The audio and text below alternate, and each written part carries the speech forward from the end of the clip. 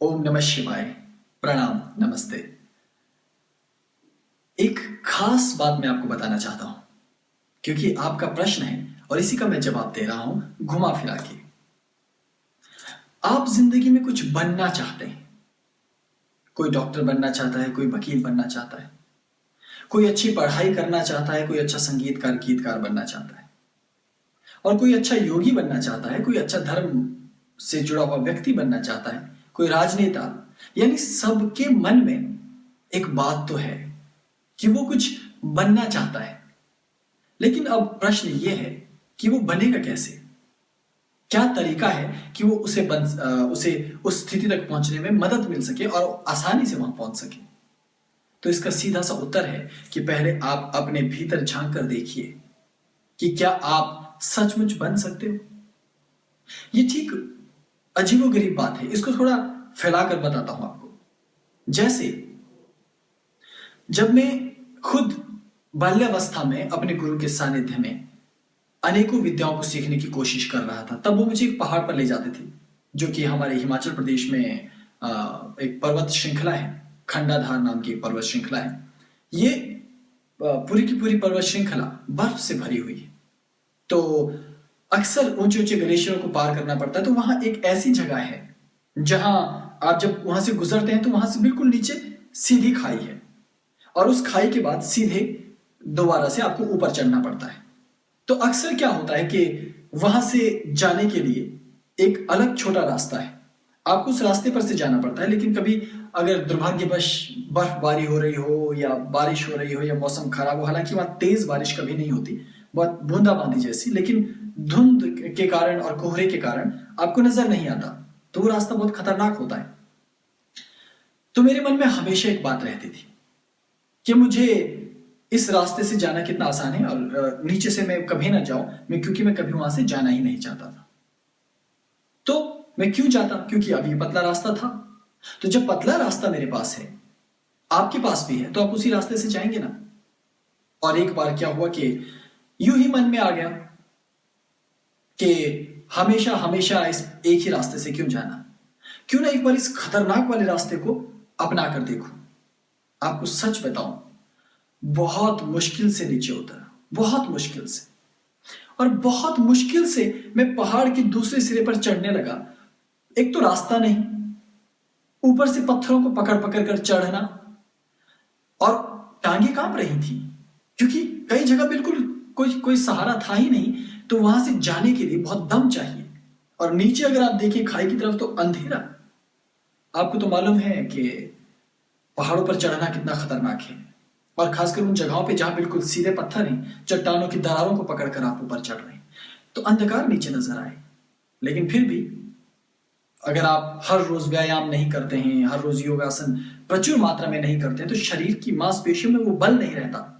तो मैं भी कुछ दिनों उस दौरान स्कूल में भी पढ़ रहा था, मॉडर्न एजुकेशन लेनी जरूरी थी। तो स्कूल में नियमित रहने की वजह से कुछ दिनों से मैं लगभग 15-20 दिनों से मैं सही तरीके से योगासन नहीं कर पा रहा था। तो शरीर में वो जान नहीं थी, इसलिए जब मैं उन दरारों को पकड़कर चढ़ने की कोशिश करता तो हाथ पांव और टांगे कांपती। लेकिन मन में ज्यादा भय नहीं था, लेकिन शरीर सही तरह से साथ नहीं दे पा रहा था। तो बहुत मुश्किल से मुझे याद है कि वो दिन किसी त्रासदी से कम नहीं था, किसी सजा से कम नहीं था। बहुत मुश्किल से मुझे लगभग पूरा का पूरा दिन लग गया केवल उस पर्वत के नीचे से ऊपर शिखर तक पहुंचने के लिए। और जब मैं ऊपर पहुंचा, दोनों हाथ छाती पर रखकर मैंने कहा कि बस भगवान, मेरे जीवन का यही एक दुर्भाग्यपूर्ण समय था। मैंने कितना गलत निर्णय ले लिया। अब तो कभी कभी कभी मैं इस पर्वत पर नहीं चढ़ूंगा और इस तरीके से इस रास्ते पर कभी आऊंगा ही नहीं। जब इतना आसान रास्ता है जहां से मैं आधे घंटे में पहुंच जाता, और यहां पूरा दिन लग गया और तब भी मैं पहुंच नहीं पाया, और पहुंचा तो पूरी तरह से अंधकार होने को है। मेरी विवशता है कि मैं यहां रहूं। लेकिन उसी पहाड़ के कुछ आगे उससे भी 4-5 गुना बड़ा पहाड़ था। लेकिन वहां पर रास्ता ठीक था, वो कोई तंग रास्ता नहीं, चौड़ा रास्ता।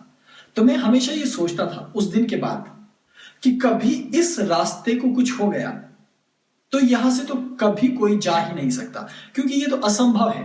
क्योंकि उसे देखकर ही ऐसा लगता था कि इतना खतरनाक, तो उसे तो देखकर ही मन थरथराने लगता है। बड़े बड़े पर्वतारोही भी कांपने लग जाएं, और बड़े बड़े हमारे जैसे हिमालयन लड़के जो कि अपने आप को, जब हम छोटे थे तो मैं कहता था कि देखो मैं तो बिल्कुल पत्थरों पर जा सकता हूं, क्योंकि पानी में कूद सकता हूं, क्योंकि मेरे अंदर तो बस जो बर्फानी तेंदुआ होता है उसकी आत्मा मेरे अंदर है। क्योंकि बच्चे थे ना, अब बच्चों को क्या पता क्या कहना है क्या नहीं, तो जो मन में आया सो कह देते। तो दूसरों को, मैं अपने गुरु भाइयों को भी कहता, देखो मेरे अंदर ये इसकी आत्मा है और मैं कूद सकता हूं, मैं दौड़ सकता हूं। लेकिन तब मैं सोच रहा था कि अगर इस समय किसी ने कहा कि बर्फानी तेंदुए जी, हिम तेंदुए जी जरा जाके दिखाओ तो भीगी बिल्ली बच जाएगी। तो ऐसे दौर आते हैं जिंदगी में, क्या करें। तो इतना खतरनाक रास्ता, कभी भी कोई भी व्यक्ति वहां से जाने की नहीं सोच सकता। लेकिन फिर जिंदगी में जिस जिस चीज से आप डरते हैं, वो डर एक न एक दिन आपके सामने आ जाता है और आपको उस डर का डट कर सामना करना पड़ता है। अब एक ऐसा दिन आ गया दुर्भाग्यवश कि मुझे उस पहाड़ की चोटी पर जाना था, और अब मैं ये नहीं बताने वाला कि किससे मिलने जाना था, क्योंकि कम से कम मेरे गुरु नहीं थे, लेकिन कोई अति विशेष व्यक्ति वहां था। मैं किसी गोपनीयता के कारण आपको नहीं बता रहा, लेकिन आपको विषय पर मैं इस सही तरीके से स्पष्ट विषय बताने के लिए यह बता रहा हूं कि वो एक ऐसा व्यक्ति था जिसे मैं बहुत प्रेम करता हूं, बहुत चाहता हूं, दिलो जान से चाहता हूं। तो उनसे मिलने जाने के लिए मुझे उस रास्ते पर जाना था। लेकिन दुर्भाग्यवश देखिए ना, उस दौरान उस पहाड़ के ऊपर पत्थर टूटने की वजह से और मिट्टी गिरने की वजह से वो पूरा का पूरा रास्ता टूट गया। हालांकि बहुत लंबा रास्ता नहीं टूटा, लेकिन वो इस तरह से टूट गया कि बीच में से जाने या ऊपर से जाने के लिए तो बिल्कुल संभावना ही नहीं रही। वो बिल्कुल जिसे कहते हैं 90 डिग्री बिल्कुल सीधा हो गया। ऐसे में कुछ पकड़ने के लिए भी नहीं, कोई दरार भी नहीं, तो उतना लंबा उस रास्ते पर जा पाना मुश्किल हो गया। थोड़ा सा रास्ता टूट गया बीच में से, लेकिन ये थोड़ा सा कम से कम 10 से 15 मीटर के करीब था, और इतने में कोई भी उपाय करके मेरे लिए जाना संभव नहीं था। अब कोई रास्ता बचा नहीं, अब मुझे जाना ही था, हर हाल में जाना ही था। तो जिस चीज से डरता था, मेरे मन ने कहा तुम्हें तो जाना है, किसी भी तरह जाना है। और मैं उस घाटी में उतरा और अगले पहाड़ पर से मैंने चढ़ना शुरू कर दिया। आप यकीन माने या ना माने, लेकिन ये गहरा सच है कि मैं कब उस दूसरे पहाड़ को चढ़कर वहां पहुंच गया, मुझे इसका पता नहीं चला। मैं बड़ी तेजी से चढ़ा, इतनी खतरनाक चढ़ाई, इतना खतरनाक पहाड़ मैं कैसे चढ़ गया मुझे नहीं मालूम। लेकिन जब मैं पहाड़ की चोटी पर पहुंचा और उनसे मिला, उनके साथ बैठा, और लगभग 3-4 दिन हमने वहां गुजारे। उसके बाद उनको वापस जाना था, वो वापस लौट गए, और फिर मैं वापस आने के लिए सोचने लगा तो मैं घबरा गया, क्योंकि तब मैं पहाड़ से नीचे उतर नहीं पा रहा था। कैसे उतरता, बहुत मुश्किलें थी। मुझे याद है कि मैं जब पहाड़ के आधे में पहुंच गया तो भगवान से प्रार्थना कर रहा था कि आज के दिन मेरी जान बचा ले, क्योंकि पक्का मैं गिरने वाला हूं, बहुत बुरी तरह से गिरने वाला हूं, क्योंकि यहां तो कोई उपाय है ही नहीं। मैं करूं तो करूं कैसे। बहुत मुश्किल से मैं उस पर्वत से नीचे उतरा। लेकिन प्रश्न मेरे दिमाग में फिर खड़ा हुआ जब मैं किसी तरह उस पहाड़ से नीचे आया, क्या मुझे हो क्या गया था। मैं ऐसा पागलों जैसा काम कैसे कर गया, क्योंकि इतने पहाड़ मैंने चढ़े हैं, इतनी जगह में गया हूं, लेकिन कम से कम मेरे दिमाग को पता है कि कहां से जाना है, रास्ता कैसे ढूंढना है। और मुझे बचपन से मालूम है इस रास्ते का कि ये रास्ता कभी किसी ने पार किया ही नहीं और कोई जाता ही नहीं ऐसे, और कैसे कोई जा सकता है। ये तो साक्षात आत्महत्या है। क्या तुम आत्महत्या कर रहे हो। लेकिन इस घटना ने मुझे एक चीज सिखा दी कि आप कोई भी काम तब करते हो जब उसके पीछे कोई गहरा राज होता है, जब उसकी जरूरत आपको होती। क्योंकि मुझे उस व्यक्ति से मिलना बेहद जरूरी था। मेरे मन में इतना प्रेम था और इतनी आवश्यकता उनकी थी कि उनसे नहीं मिलता तो मानो जिंदगी थम जाती, धड़कनें रुक जाती और एक तरह से मौत हो जाती। इसलिए मुझे मिलने के लिए वो बल मिल गया कि मैंने वो सब कर डाला। और इस चीज को मैंने बाद में अनुभव किया कि यदि आपकी जिंदगी में कोई लक्ष्य है ऐसा, कोई चाहत है ऐसी, तब आपका दिमाग, आपका मन, आपका पूरा शरीर, आपका पूरा अस्तित्व लड़ने के लिए तैयार हो जाता है और ये चाहता है उस लक्ष्य को प्राप्त करने के लिए। तब वो अपनी ऊर्जा नहीं खत्म करता। लेकिन आपके साथ ऐसा नहीं हो रहा। यदि आप पढ़ना चाहते हैं, आप पढ़ नहीं पाते। यदि आप नेता है, पूरी तरह से नेतृत्व को संभाल नहीं पाते। अभिनेता है, आप अभिनय नहीं कर पाते। यदि आप शिक्षक हैं तो आप शिक्षा नहीं दे पाते। हर जगह समस्या। क्यों? क्योंकि आपकी ऊर्जा पट गई। आप तो एक तरफ किसी और चीज के बारे में सोच रहे हो, दूसरी तरफ किसी और चीज के बारे में, तीसरी तरफ किसी और चीज के बारे में। ये ठीक वैसा है जैसे मैं पहली बार यहां स्वीडन आने के लिए जब निकला, क्योंकि पहली बार अकेला जा रहा था, वो भी इंटरनेशनल फ्लाइट में।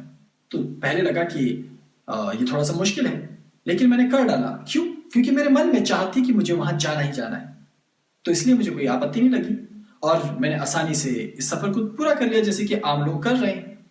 आम लोग तो हर रोज आते जाते हैं, तो कौन सी बड़ी बात है। लेकिन जो व्यक्ति पहली बार करता है उसे थोड़ा सा अटपटा लग सकता है, लेकिन वो तब उसे आसानी से कर डालता है जब उसके मन में कोई लक्ष्य हो। तो लक्ष्य आपके मन में होना चाहिए। मैं केवल उदाहरण इसलिए दे रहा हूं, यदि आप पढ़ाई करने वाले छात्र, यदि आपके मन में कोई ऐसी चीज ना हो जिससे आपको यह पता चले कि आप ये पढ़ाई क्यों कर रहे हैं, किसके लिए कर रहे हैं, इसके पीछे क्या लक्ष्य है, कभी आपकी पढ़ाई नहीं हो पाएगी। आप नेता हैं, नेतृत्व करना चाहते हैं, जब तक आपको यह पता ना हो इस नेतृत्व के पीछे क्या है, जब तक आपके दिल में नेतृत्व ना हो, आप नहीं कर पाएंगे जी। जब तक आप अभिनय करने के लिए तैयार ना हो, आपको पता नहीं है कि इस अभिनय के पीछे क्या उद्देश्य है, आपके मन में रुचि नहीं है, आपके मन में उस रुचि के साथ साथ वो बात नहीं है, वो रहस्य नहीं है जो आपके मन में रहता है, जो आपको उकसाता है ऐसा करने के लिए। इसलिए यह जरूरी है कि आपको जिंदगी में किसी भी तरफ, किसी भी क्षेत्र में सफलता प्राप्त करनी है, तो पहले अपने भीतर अपने आप को टटोलना होगा, अपने आप को देखना होगा। फिर यह देखना होगा कि जिस क्षेत्र में आप जा रहे हैं, क्या वहां आपको कोई खींच रहा है, क्या वहां आपका मन लग रहा है, क्या कोई ऐसी चीज है जो आपको प्रेरित करती है या जो आपको प्रबल आकर्षित करती है। और आकर्षण कैसा होता है मालूम? मेरे समय में तो ज्यादा ये फेसबुक, यूट्यूब, मीडिया, गूगल, ये बहुत सारी चीजें थी नहीं, लेकिन अब हैं। इसलिए आज की दुनिया में आपका भटकना आसान है, क्योंकि फोन बार बार बजेगा, फेसबुक बार बार चलेगा, इंटरनेट बार बार चलेगा, टेलीविजन पर उटपटांग खबरें आपको परोसी जाएंगी, क्योंकि उनका तो काम है कुछ भी कह के अपने आप को सीरियस दिखाना कि देखिए हम कितनी सीरियस खबरें दिखाते हैं, हमें आपसे सरोकार है, हम तो बस आपके लिए हैं, हम ही सबसे सच्चे हैं। और आपको लगता है वाह कितनी सुंदर बात है। लेकिन भाई मैं उनका आलोचना नहीं कर रहा, वो अपना काम कर रहे हैं, लेकिन कहीं ना कहीं आप इससे अपना सुंदर समय खो रहे हैं और अपनी मस्तिष्क की ऊर्जा और गतिशीलता को कई हिस्सों में बांट दे रहे हैं। जरूरी है आपको सूचनाएं लेना, लेकिन साथ ही अपने ऊपर नियंत्रण रखना भी जरूरी है अगर आप किसी महान लक्ष्य की ओर कदम बढ़ा रहे हैं। यदि आपके मन में एक जज्बात हो तो आप उसे कर डाल दें। इसीलिए तमाम जो बड़े लोग हैं, जो बड़े नेता हैं, अभिनेता हैं, आप क्यों उनके जीवन चरित्र पढ़ते हैं? क्योंकि तब आप देखते हैं कि वो किस किस दुख से, किस किस विरह से, किस किस वेदना से होकर गुजरे हैं, और तब वो वेदना के कारण, वो दुख के कारण उस चीज को, अपने उस काम को अपने जीवन का लक्ष्य मान लेते हैं। और जब आपने किसी चीज को अपना लक्ष्य मान लिया, तब आप दिलो जान से उसको पाने में जुट जाते हैं। जैसे कि एक योगी है, अगर उसे समाधि में जाना है तो वो सब छोड़ देता है, दिल, जिगर, जान, गुर्दे, किडनी, फेफड़े, उसको किसी चीज की चिंता होती है क्या? भोजन, पानी, वस्त्र, किसी चीज की नहीं। दुनिया, रिश्ते, नाते, भाव, भावनाएं, ज्ञान, विज्ञान, कुछ नहीं। बस वो केवल उस ओर बढ़ता चला जाता है। इसीलिए कहते हैं ना कि उसे जोग लग गया। ठीक वैसे ही प्रेमी लोग भी करते हैं प्रेमिकाओं को पाने के लिए, वैसे भक्त लोग करते हैं इष्ट को पाने के लिए, वैसे ही वैरागी लोग करते हैं, उनको जब वैराग लग जाता है तो फिर कोई राग उनको लग नहीं पाता। तो जिंदगी है ये, इसके कई रंग रूप हैं, लेकिन कुल मिलाकर इस जिंदगी में किसी भी क्षेत्र में आपको कुछ प्राप्त करना है तो पहले उस लक्ष्य के प्रति आकर्षण, उसके महत्व और उसकी ताकत को आपको समझना पड़ेगा। इसलिए इसे आप अनुभव करें और जानें कि क्या जो काम आप कर रहे हैं, क्या दिल से आप उसे चाहते हैं। यदि सच आप उसे चाहते हैं तो सब चीजें आप छोड़ देंगे नहीं, ये गलत शब्द है, छूट जाएंगी। क्योंकि जब आप किसी चीज को पाने के लिए निकल पड़ते हैं ना, फिर तो आप दीवाने हैं। और जब आप में दीवानगी जग जाए, चाहे वो पढ़ाई की हो, चाहे वो राजनीति की हो, चाहे वो देश भक्ति की हो, चाहे वो पूरे विश्व में बंधुत्व स्थापना करने की बात हो, चाहे वो अच्छी बातें फैलाने की बात हो, चाहे वो शत्रुओं से भिड़ जाने की बात हो, चाहे देश की रक्षा करने की बात हो, कुछ भी हो, कुछ भी, आप उस लक्ष्य को अवश्य प्राप्त कर सकते हैं। आप कभी भी असफल नहीं होते क्योंकि आपके पास कोई दूसरा रास्ता नहीं।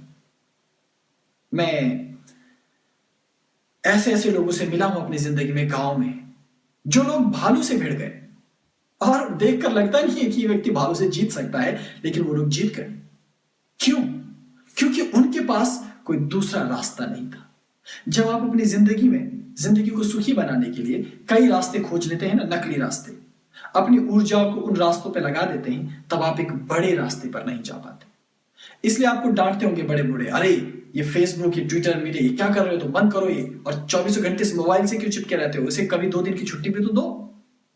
दरअसल वो आपको कहना चाहते हैं, लेकिन उस तरह से आपको समझा नहीं पाते, इसलिए आपको घिन होती है उनसे। अरे देखो, मुझे क्या कहा जा रहा है, बंद कर दो। क्यों बंद करूं क्यों मैं टीवी देखना बंद करूं?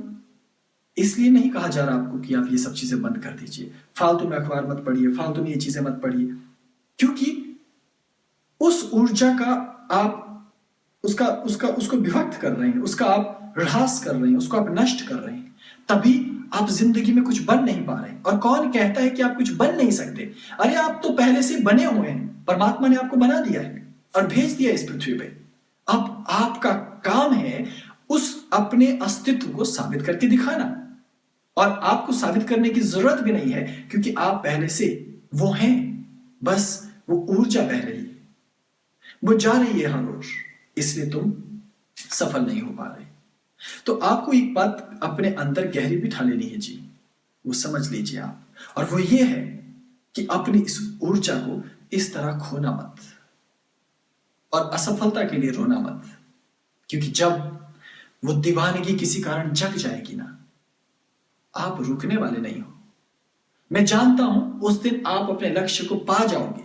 इसलिए चाहे आप पढ़ाई कर रहे हो, चाहे लड़ाई कर रहे हो, चाहे आप प्रेम कर रहे हो या फिर भक्ति कर रहे हो, चाहे योग में जा रहे हो, चाहे वैराग्य में जा रहे हो, इससे कोई अंतर नहीं पड़ता। आप आस्तिक हो या आप नास्तिक हो, कोई फर्क नहीं पड़ता जी। फर्क केवल इस बात से पड़ता है कि क्या वो बिंदु आपके लिए महत्वपूर्ण है या नहीं, जिसके लिए आप यात्रा शुरू कर रहे हो। मैं इतना ही कहूंगा। आप वैसे भी बहुत समझदार खुद हैं, मैं जानता हूं। बस मैं आपको कोई नई बात नहीं बता रहा, केवल बस आपको आपके हृदय की ऊर्जा, आपकी ही बात बता रहा हूं, क्योंकि आप भूल जाते हैं कभी कभी, वरना आप में बहुत ताकत है। आप भी तो दुनिया को बदलने की ताकत रखते हैं, और मुझे पता है कि आप अपना प्यार बांटोगे पूरी दुनिया को। खुद दुखी भी हो तो याद करोगे अपने भीतर की खुशी को, अपने हृदय में प्यार भरोगे और उसे सबको बांटोगे। बुरे शब्द हमारे अंदर भी कभी कभी आ जाते हैं, पर उनको भूल जाना चाहिए, क्योंकि जो व्यक्ति आलोचना करता है, आपने देखा होगा ना, बड़े बड़े विद्वान, अरे तुम ये ठीक नहीं कर रहे, तुमको ये नहीं आता, तुमको वो नहीं आता, तुमको ये नहीं, लेकिन उनकी जिंदगी में कभी सुख होता नहीं। ऐसे लोग कभी सुखी नहीं हो पाते। क्यों? क्योंकि सकारात्मकता को भेजते नहीं। ये ऐसे फूल होते हैं जिनके अपने पास खुशबू है लेकिन बाहर बदबू फैलाते हैं। इसलिए आप देखिए, बहुत सारे लोग हैं जो कुछ भी आप कीजिए वो उल्टा ही कहेंगे, क्योंकि उनको वो बदबू फैलाने की आदत पड़ गई। तो अपनी इस बदबू को नष्ट करना है जी। हमें अपने भीतर प्यार पैदा करना है, खुशबू पैदा करनी है। आप देखिए, कोई व्यक्ति बुरा भी है, बहुत दुष्ट भी है, आप उसको प्यार देने की कोशिश कीजिए, उसको समझाइए। आप देखेंगे कि आपके प्यार का असर धीरे धीरे होने लगेगा, रंग बदलने लगेगा जी। इसलिए ये जिंदगी में जरूरी है कि आप इस तत्व को समझें और पूरी दुनिया को प्यार से भरा हुआ बना दें, स्वर्ग जैसा बना दें, सुंदर बना दें। क्योंकि अधिकांश लोग नकारात्मक हैं, तो आपको वैसा नहीं बनना है। अपने मन में उस बिंदु के प्रति, लक्ष्य के प्रति जागृत हो जाइए, उसको महसूस कीजिए, उसकी दीवानगी पैदा कीजिए। आप सबसे महान और बड़े हो जाएंगे। अगर आप गायक हैं, अगर आप किसी के लिए गाते हैं, अपनी प्रेमिका के लिए, अपने गुरु के लिए, अपने परमात्मा के लिए, प्रकृति के लिए, किसी भी चीज के लिए जिसको आपने लक्ष्य बना दिया, तो आपसे बेहतर कोई नहीं हो पाएगा। लेकिन लक्ष्य कोई चाहिए, और उस लक्ष्य के साथ आपका गहरा जुड़ाव। इतना ही मैं कह रहा हूं। अपना ख्याल रखिएगा। ओम नमः शिवाय। प्रणाम।